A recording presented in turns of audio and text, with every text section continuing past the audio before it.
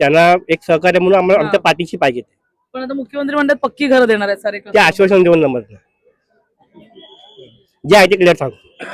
आश्वासन देऊ नका, जे आहे ते आम्हाला करून दाखवा. खरं बोलणार नाही का पाहिजे? हो, जसं आमचे हितेंद्र ठाकूर आहे, अच्छा. क्षितिज दादा आहे आणि रोहन दादा आमचा जो आता आहे त्यांनी बहुजन विकास आघाडीमध्ये आपुलकी आहे सगळ्यात महत्वाची, आणि बीजेपी मध्ये सगळे भाडोत्री आहेत, सगळे भाडोत्री आहेत.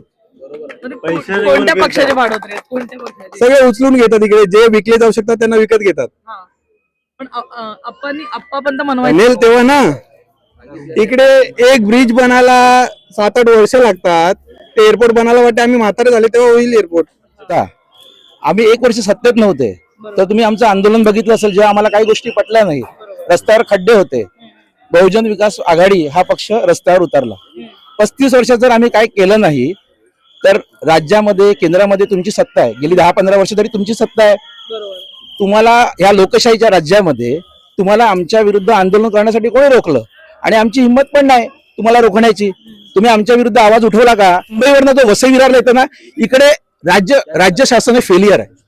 मुंबईतल्या माणसाला वसई विरारपर्यंत पाठवायला लागलेत ना, कुठेतरी आपण चुकतोय हे प्रत्येकाला कळलं पाहिजे. स्थानिक माणसांना आपण मुंबईमधनं खाली करून वसई विरारला पाठवतो. वसई विरारच्या माणसाला 40 लाखाची घरं परवडत नाही. उद्या ह्यांचं जर घर तुटलं, 10 लाखाचं घर विकून तर 40 लाखाचं घर घेऊ नाही शकत. वसई विरारच्या जनतेला विकास हवाय, त्यांना रस्ते पाहिजेत.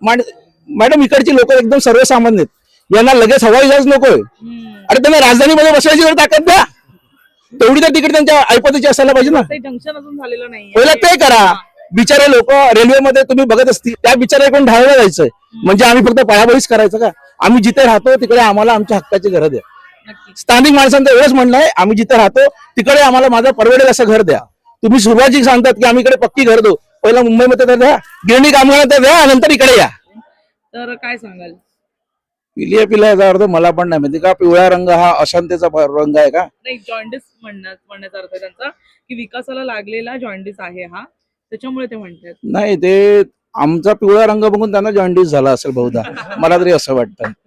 कारण त्यांना ज्याला कावीळ होते त्यालाच पिवळं दिसतं. नाही, आम्ही आमचं पिवळं आहे ना, आमचा रंग जो पिवळा आहे हा शांततेचा आहे. आमचा जो रंग आहे हा सगळ्या धर्मांना एकत्र घेऊन जाणार. धोरणच आहे की हिंदू मुस्लिमला लढवायचं. हिंदू धर्म खतऱ्यात कुठेच नाहीये आणि नव्हता. याच्यासाठी एक याचिका दाखल केली गेली होती, जितकं मला माहिती तितकं, की सुप्रीम कोर्टात याचिका दाखल केली की खरंच बीजेपी म्हणते हिंदू धर्म खतरेमध्ये आहे का. तर याचिकेत सुप्रीम कोर्टात सुनावणी झाली तेव्हा उत्तर देण्यात आलं बीजेपीकडनं की कुठेच हिंदू धर्म खतरेमध्ये नाही, हा फक्त आमचा पॉलिटिकल फंडा आहे आणि बीजेपीला फक्त हे वातावरण तापवायचं आहे.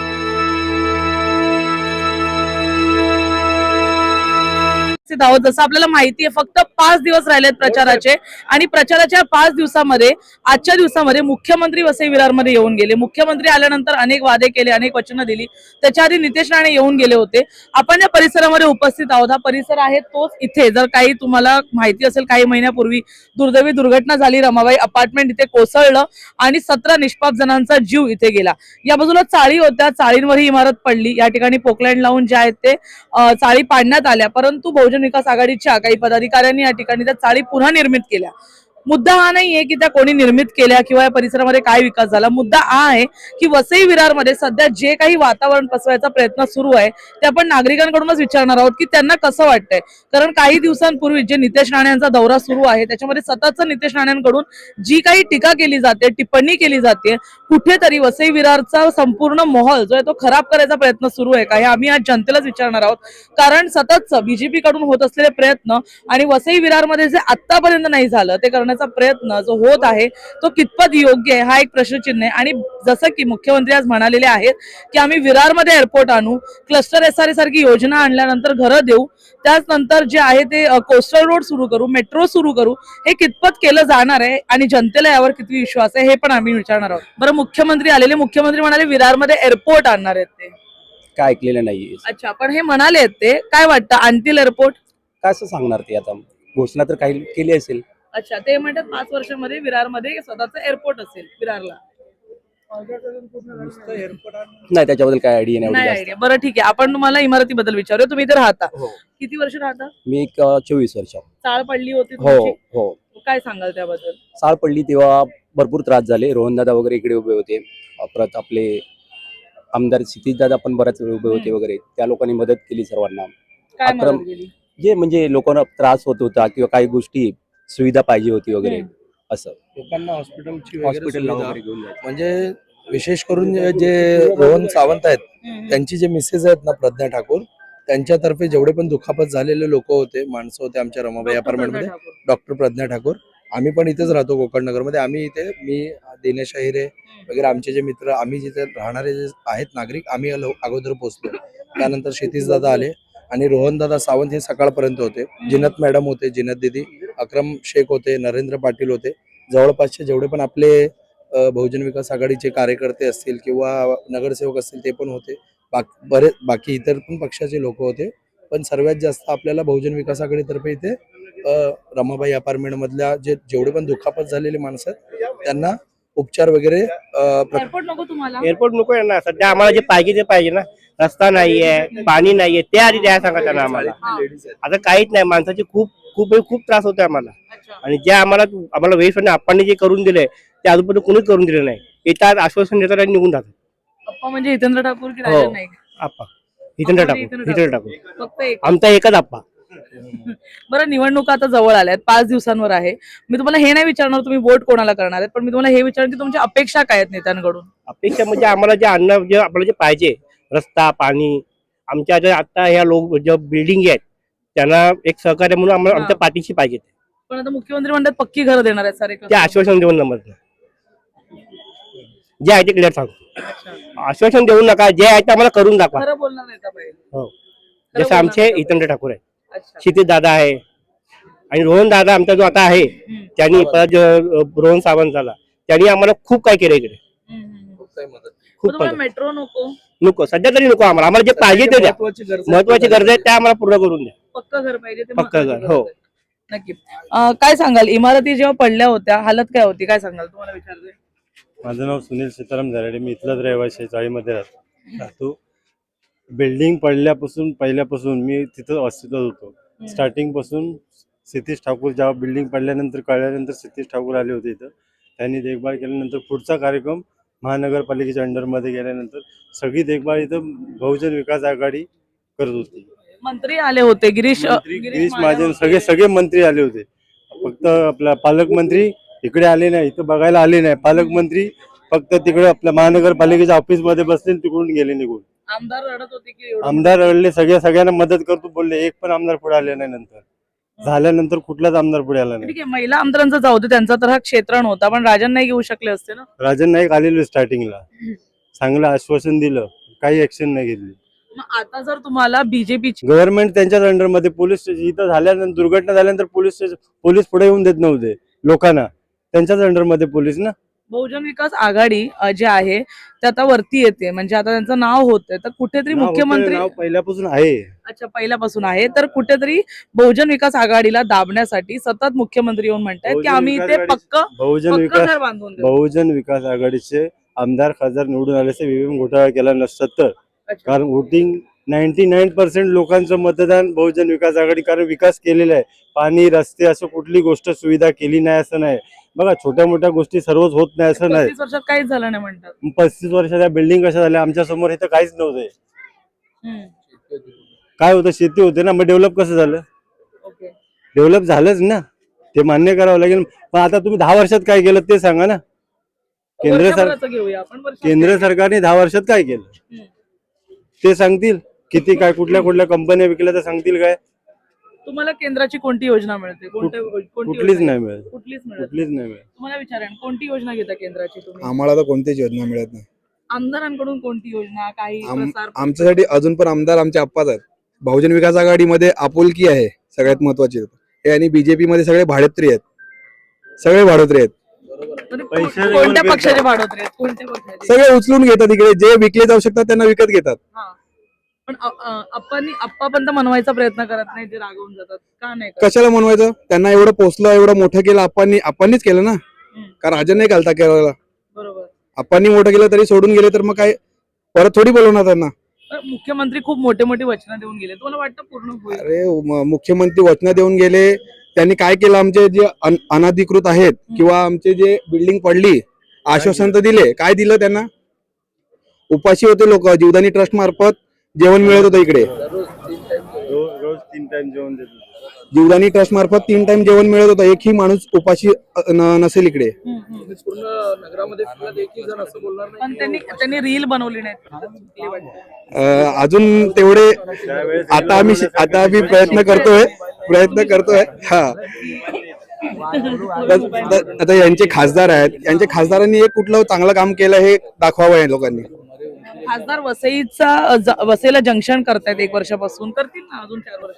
5 वर्षात खासदार मग तसं तर आम्ही सांगू शकतो, आम्ही आमच्या एरियात एअरपोर्ट बनवू शकतो. बनवू नाही शकत. बनेल तेव्हा बघू आपण. जेव्हा बनेल तेव्हा बघू. तर विरारमध्ये एअरपोर्ट बनणार आहे, तुम्हाला आनंद होत असेल ना विरारमध्ये एअरपोर्ट बनेल तेव्हा ना. इकडे एक ब्रिज बनायला 7-8 वर्ष लागतात. ते एअरपोर्ट बनायला वाटते आम्ही म्हातारे झाले तेव्हा होईल एअरपोर्ट. पिढी संपेल नक्कीच. तुम्हाला विचारेन, काय सांगाल आता मी तुम्हाला एक प्रश्न हा विचारेन की नितेश राणे कंटिन्यू मायनॉरिटीजवर टीका करतायत येऊन. वसई विरारचा कुठेतरी वातावरण बिघडवण्याचा प्रयत्न चाललाय असं मला वाटतं. कोण काही बोलू दे, इकडे वसईकर विरारकर यांना काही फरक पडत नाही. एवढेही आश्वासन दिले तरी आमचा पूर्ण करणारा हितेंद्र ठाकूर नितीश राणे 35 वर्ष झाली तेच बघतात आणि तेच करतात आमचं सर्वांचं. कोणी नवीन आलं तुम्ही बघितलं, आता खासदार आलं, आमदारी आलं, त्यांनी काय केलं काय नाही केलं. खड्ड्याबाबत केवढे ऍक्सिडेंट झाले पण ते खड्डे काय बुजले गेले नाही. आता इलेक्शन आलेत तर थोडेफार लिपापोती केली त्या लोकांनी, पण कामं करणारा आमचा आप्पा. आणि सर्वात जास्त लोकसंख्या आपल्या वसई तालुक्याला आहे. एशियाची सर्वात मोठी लोकसंख्या आपल्या वसई तालुक्याला आहेत. आणि पाणी आणणारे आता तुम्हाला कुठेही कोणीही हांडाकळशी घेऊन दिसणार नाही, कारण की लोकांच्या घराघरात नळ्या लावल्या आहेत आमदार हितेंद्र ठाकूरांनी.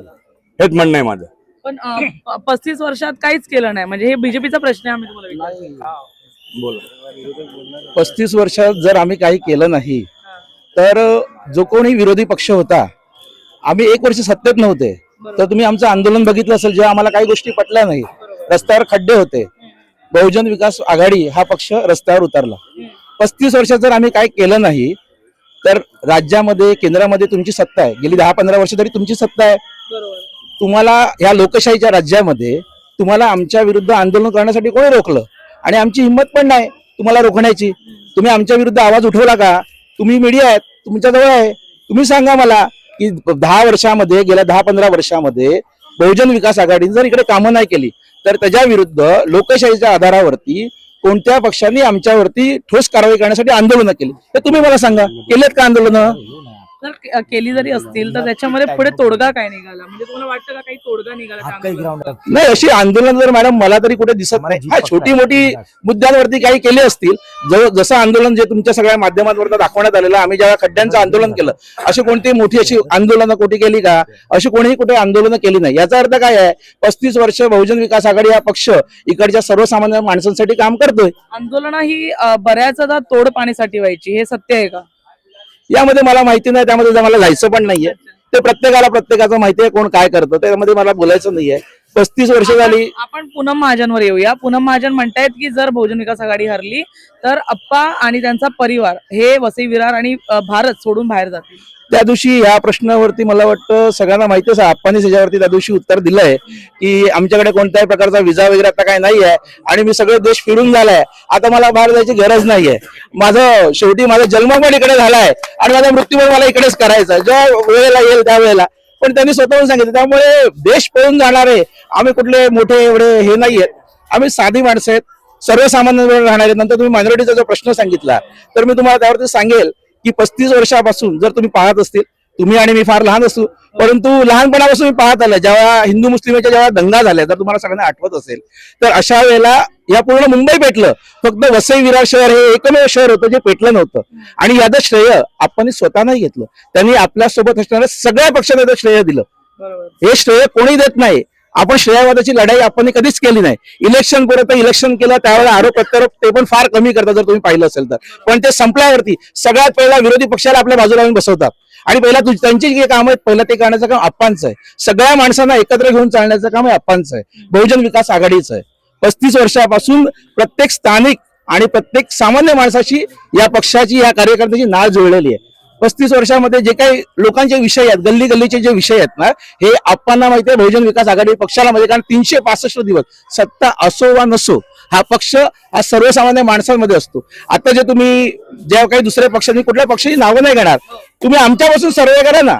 आमच्या पक्षामध्ये आयाराम किती आणि गयाराम किती आहेत, आमच्या पक्षाने कोणत्या लोकांना उमेदवारी दिली, त्यांनी किती वर्ष आमच्यासाठी कामं केलेत, आणि समोरच्या पक्षांना जाऊन विचारा तुमच्याकडे आलेले पक्षातील लोक आहेत त्यांनी किती वर्ष कामं केले, त्यांची निष्ठा काय आहे ही त्यांना तुम्ही विचारा, तुम्हाला कळेल आणि लोकांनाही कळेल आपण काय करायला पाहिजे. ते वसई विरारच्या जनतेला विकास हवा आहे, त्यांना रस्ते पाहिजेत. मॅडम इकडची लोक एकदम सर्वसामान्य आहेत, यांना लगेच हवाई जहाज नकोय, अरे त्यांना राजधानीमध्ये बसवायची वेळ ताकद द्या, तेवढी तर तिकीट त्यांच्या ऐपतीची असायला पाहिजे ना. जंक्शन अजून झालेलं नाही, पहिला ते करा. बिचारे लोक रेल्वेमध्ये तुम्ही बघत असते जो वसई विरारला येतो ना, इकडे राज्य शासन फेलियर आहे. मुंबईतल्या माणसाला वसई विरारपर्यंत पाठवायला लागल्यात ना, कुठेतरी आपण चुकतोय हे प्रत्येकाला कळलं पाहिजे. स्थानिक माणसांना आपण मुंबईमधनं खाली करून वसई विरारला पाठवतो. वसई विरारच्या माणसाला 40 लाखाची घरं परवडत नाही. उद्या ह्यांचं जर घर तुटलं 10 लाखाचं घर विकून तर 40 लाखाचं घर घेऊ नाही शकत. त्या बिचारा कोण ढाळला जायचंय म्हणजे आम्ही फक्त पळापळीच करायचं का? आम्ही जिथे राहतो तिकडे आम्हाला आमच्या हक्काची घरं द्या. स्थानिक माणसांचं एवढंच म्हणणं आहे, आम्ही जिथे राहतो तिकडे आम्हाला माझं परवडेल असं घर द्या. तुम्ही सुरुवातीक सांगतात की आम्ही इकडे पक्की घर देऊ, पहिला मुंबईमध्ये तर द्या, गिरणी कामगारांना तर द्या, नंतर इकडे या. धोरणच हे आहे की हिंदू मुस्लिमला लढवायचं, हिंदू धर्म खतऱ्यात कुठेच नाहीये हा नव्हता. याच्यासाठी एक याचिका दाखल केली गेली होती, जितकं मला माहिती आहे तितकं, की सुप्रीम कोर्टात याचिका दाखल केली की खरंच बीजेपी म्हणते हिंदू धर्म खतरेमध्ये आहे का. तर याचिकेत सुप्रीम कोर्टात सुनावणी झाली तेव्हा उत्तर देण्यात आलं बीजेपीकडनं की कुठेच हिंदू धर्म खतरेमध्ये नाही, हा फक्त आमचा पॉलिटिकल फंडा आहे आणि बीजेपीला फक्त हे वातावरण तापवायचं आहे. बाकी नितेश राणेचं काम तेच आहे, हटका मटन कुठे झटका मटन वगैरे ते त्याच्यातच ठेवायचा, विकास करायचा नाही. यांच्या वल्गना केला. तर फडणवीस तुम्ही म्हणताय की एअरपोर्ट बांधणार, नवी मुंबईचं एअरपोर्टचं उद्घाटन फक्त नवी मुंबई नाही नमो लिहिलंय काहीतरी, म्हणजे तो नरेंद्र मोदी की नवी मुंबई NM, नरेंद्र मोदीचं एअरपोर्ट आहे की नवी मुंबई एअरपोर्ट आहे ते अजून क्लिअर नाही. बीजेपीचं कामच ते आहे की धर्मावरती आणि जातीवरती यायचं. मध्ये बीजेपीने जैन भाईंदरचा मॅटर झाला, भाईंदर मध्ये कांड केले की नाही, बीजेपीने करून आणलं की नाही, आम्ही मराठी बोलणार नाही, जे मच्छी करतात ते आमच्या सोसायटीत राहायचं नाही. हे फक्त पॉलिटिकल हे बीजेपीच करू शकते, बाकी कुठलाही पक्ष करत नाही. आणि आमचा बहुजन विकास आघाडी अजिबात नाही, बाकी इतर कुठलीच पक्ष नाही, फक्त बीजेपीचं घाणेरडे राजकारण चालू आहे अख्ख्या महाराष्ट्रामध्ये. तुम्ही कोकणी आहात? मी भंडारी आहे, जातीचा भंडारी आहे, मी स्थानिक इकडचंच आहे, माझं गाव सफाळा आहे. बरं तुम्हाला विचारेन, आता आपण पण कोकण पट्ट्यातच बऱ्यापैकी येतो, आपला कोकण विभागच आहे, आपला तर कोकण नितेश राणेंचं म्हणणं आहे की जोपर्यंत ते आहेत कोकणाचा विकास कोणी थांबू शकत नाही, कोकणाची काळजी करू नका. त्यांनी इतक्या ह्या ज्या वल्गना केल्या, पहिली गोष्ट ठीक आहे, त्यांचा स्वतःचा पक्ष होता स्वाभिमान, तरी स्वतःचा स्वाभिमान तर गहाण टाकला. तुमचा पक्ष विलीन करून तुम्ही बीजेपी झालात. पहिलं तुमचे वडील माननीय श्री नारायण राणे काँग्रेसमध्ये फिरले, काँग्रेसमध्ये बीजेपी झाले, मग तुम्ही स्वतः स्वाभिमानात ठेवला तुमचा पक्षच, मग तुम्ही विलीन करतो, तुमच्यावर आम्ही काय विश्वास ठेवायचा, तुमच्याकडे स्वाभिमानच नाहीये. पूनम महाजन सतत घराणेशाहीवर टीका करत आहेत, जे काही ठाकूर परिवाराचं आहे घराणेशाहीवर टीका करतायत, काय वाटतं? घराणेशाहीवर टीका करणं कितपत योग्य आहे? नाही, पण राजकारणात प्रत्येकाच्या पक्षामध्ये घराणेशाही चालूच आहे की. आता पूनम महाजन गोपीनाथ मुंडेंचा वारसा झाला तर पुढे आलेला ना, किंवा प्रकाश महाजन आहेत, आपले प्रमोद महाजन होते, त्यांच्या वारशावरती तुम्ही पुन्हा महाजन राजकारणामध्ये आलात की नाही? तर काय सांगाल? पिल्या याचा अर्थ मला पण नाही माहिती का, पिवळा रंग हा अशांतीचा रंग आहे का? नाही, जॉन्डिस म्हणण्याचा अर्थ त्यांचा की विकासाला लागलेला जॉन्डिस आहे हा, त्याच्यामुळे ते म्हणतात. नाही, ते आमचा पिवळा रंग बघून त्यांना जॉन्डिस झाला असेल बहुधा, मला तरी असं वाटतं. कारण ज्याला कावीळ होते त्यालाच पिवळं दिसतं. नाही, आम्ही आमचा पिवळा आहे ना, आमचा रंग जो पिवळा आहे हा शांततेचा आहे. आमचा जो रंग आहे हा सगळ्या धर्मांना एकत्र घेऊन जाण्यासाठी आम्ही, आमचा जो माझं स्वतःच जे कुलदैवत आहे, जे आपला जो खंडोबा, इकडे जो आपण जो भंडारा उधळतो तोही पिवळा आहे. तर तुम्हाला वाटतं जर तुम्ही हिंदू आहे तर तुम्ही त्या रंगाचा अपमान करतायत कुठेतरी. आता आपण जिथे उभे आहोत हा गोपचर पाडा आहे. गोपचर पाड्यामध्ये मॅक्झिमम जी लोक आहेत ते मुसलमान आहेत आणि इतक्या वर्षांमध्ये या मुस्लिम लोकांचा विश्वास जे ते बहुजन विकास आघाडीवर तसाच आहे. काय कारण आहे असं की बहुजन विकास आघाडीने असं काय केलंय की इथले मुसलमान आज पण त्यांच्यासोबत जोडले, ते काँग्रेसकडे गेले नाही, ते मशालीकडे गेले नाही का, ते हल्ले नाही? तुम्हाला मी माहिती असेल की नाही मला माहिती नाही, जे द्वारकाधीश मंदिर जे आपल्याकडे बनलंय विरारला, आपण त्याच्यावरती राजकारण केलं नाहीये. आपल्या पक्षाने कुठे सांगितलं आम्ही मंदिर बांधलं म्हणून आम्हाला मतं द्या. पण हे द्वारकाधीश मंदिर बांधण्यामध्ये जेवढे आपले, मी हिंदू नाही म्हणत, मी माझे भारतीय बांधव म्हणतो, मी हिंदू बोलणार नाही. आम्ही भारत देशात राहतो, मी हिंदू देशात नाही राहत. हिंदूंचा मला गर्व आहे, मी हिंदू आहे म्हणून. परंतु ते बांधण्यासाठी आमच्या इकडच्या स्थानिक मुसलमानांनी पण तेवढाच खारीचा वाटा घेतलाय. त्यामुळे आम्ही मुसलमानांच्या ईदच्या सणाच्या दिवशी आम्ही त्यांच्या घरी जातो. आमच्या गणपतीच्या सणाला ते असतात. माझ्या मंडळाचा पहिला अध्यक्ष हा मुसलमान होता मॅडम. तर आमच्यासाठी, आम्हाला शाळेमध्ये भारत माझा देश आहे, सारे भारतीय माझे बांधव आहेत हे शिकवलं जातं. जे मध्ये तुम्ही राजकारण केलं, वंदे मातरम तुम्ही केलं, माझा प्रश्न आहे तुम्हाला की तुम्ही जी भारत माताची जी आपली ही प्रतिज्ञा आहे ही तुम्हाला मान्य आहे का? जर तुम्हाला मान्य आहे तर तुम्हाला अधिकारच नाही कोणत्याही धर्मावरती आणि कोणत्याही जातीवरती बोलण्याचं. आणि शेवटचा प्रश्न घेईन मी आणि संपवेन. नितेश राणेंचं म्हणणं आहे की महापौर हा आय लव्ह महादेववाला असेल, आय लव्ह मोहम्मदवाला नसेल. तर काय त्याचा अर्थ आहे? म्हणजे मुसलमान हे वेगळेच आहेत असं म्हणायचंय का त्यांना? नितेश राणे फार मोठे नेते आहेत, मी फार छोटा लहान माणूस आहे, मी त्यांच्यावरती बोलू शकत नाही. फक्त मी एवढंच सांगेन की धर्मावरती आणि जातीवरती राजकारण करू सगळे. तुम्ही ज्या महाराजांचं नाव घेतात, माझी महाराजांची नाव घेण्याएवढी माझी लायकी नाही आहे. ते फक्त विचार मी आचरणातून कुठेतरी मी थोडाफार वागत असेल, परंतु मी त्यांचं नावही घेऊ शकतो एवढा मी मोठा नाहीये. आपण त्यांची नावं घेतो तर त्यांचा जो विचार आहे, त्यांच्या ज्या कथा आहेत त्या तुम्ही जरा व्यवस्थित पाहिल्यात तर त्यांच्याबरोबर फिरणारे मावळे त्यामध्ये आपले मुसलमान बांधवही होते, त्यांनाही त्यांनी जवळ घेतलं. पहिला त्यांचा इतिहास व्यवस्थित बघा, त्यानंतर तुम्ही त्या मुसलमान बांधवांना जे कोणी असतील, 1-2 जणांच्या चुकीमुळे अख्खेच्या अख्ख्या त्या आंब्याची पेटी तुम्ही नास्ती करू नाही शकत. 2 आंबे बाजूला करा ना, ते आपल्यातही असेल त्यांच्यात बाजूला करा.